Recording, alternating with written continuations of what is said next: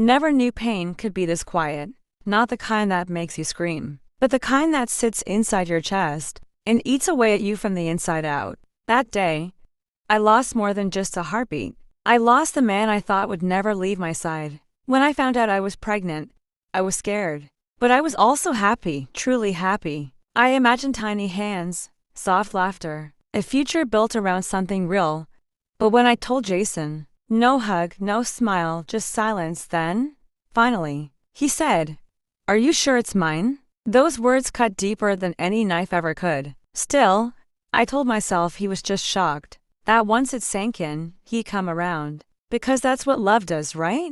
It changes people. It makes them softer, more human. I was wrong. Weeks later, I woke up in the middle of the night with a pain so sharp, I couldn't even breathe. It felt like something inside me was tearing apart. I called Jason. He was asleep on the couch. I begged him to drive me to the hospital. He groaned, then said, "It's probably just cramps. Can't it wait till morning?" But even in the car, he didn't hold my hand. Didn't say a word, just drove in silence. Like I was an inconvenience he couldn't avoid. When we reached the I could barely walk. He dropped me at the entrance and went to park, except he didn't come back for almost 20 minutes. By the time the nurse got me on the bed, I could feel it, the emptiness, the stillness, and I knew my baby was gone when Jason finally walked in. He stood there at the door, his arms crossed, eyes cold. He said, "I told you not to get so attached." Those words, they didn't just break me. They erased something inside me. The nurse tried to comfort me, but it was like I wasn't even in my own body anymore, just a shell, watching everything happen like a nightmare I couldn't wake from. Then the EMT arrived. A man with kind eyes, steady hands.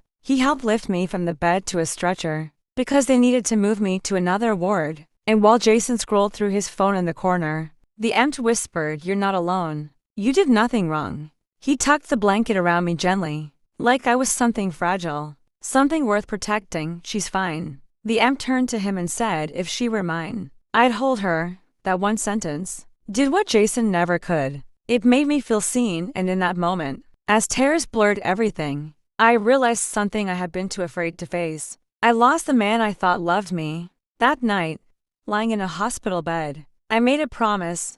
I'd never let someone like Jason touch my heart again. Because for the first time in my life, I felt like I had a purpose. He just stared at me like I'd handed him a problem. I screamed his name.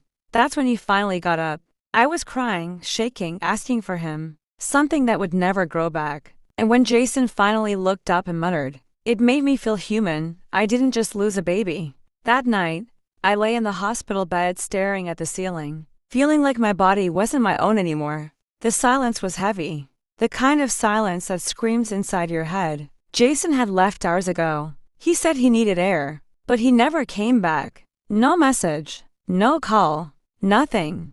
And that's when it hit me. The cruel truth that hurts more than any wound. Some people only love you when it's convenient. Pause. A nurse came in quietly and handed me my discharge papers. She hesitated before speaking. "There's someone waiting for you in the hallway," she said softly. I frowned.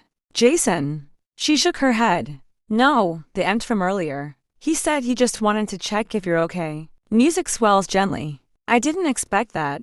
But when I walked out, he was there, leaning against the wall, holding 2 cups of coffee. He smiled, that same kind, patient smile I remembered. "I figured you could use something warm," he said. I didn't even know his name. "So?" I asked. "Evan," he said. Then, quieter, "How are you holding up?" My throat tightened. "I'm surviving." He didn't fill the silence with empty words. He just nodded. And somehow, that was enough. Pause beat. Over the next few days, I tried to move on. I stayed with my sister, deleted Jason's number, deleted every ultrasound photo that used to make me smile. But healing isn't a straight line. Some mornings I'd wake up and touch my stomach, forgetting for a second that it was gone, that they were gone. And every time, the memory of Jason's voice, cold, careless, would echo in my head. "You're too emotional. Stop making it about you. It's not like it was even a real baby yet." Those words haunted me. Until one evening, my phone buzzed. It was a message from an unknown number.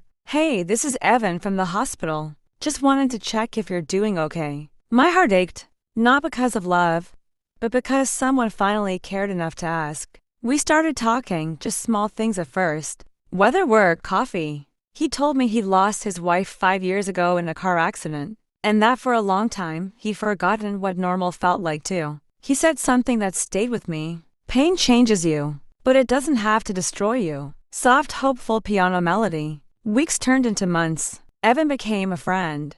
The kind who listens without trying to fix you. The kind who remembers the sound of your silence. One afternoon, he stopped by my apartment. He brought Lila, the same kind that grew near the hospital window. We talked for hours. About grief. About letting go. About the people who leave when you need them most. Then he said something I'll never forget. Sometimes, Evelyn, the people who break you only show you what kind of love you deserve. That was the moment I felt something shift inside me. A tiny spark of peace. Pause, deep breath. A few weeks later, Jason called. Out of nowhere. He said he wanted to talk. I met him.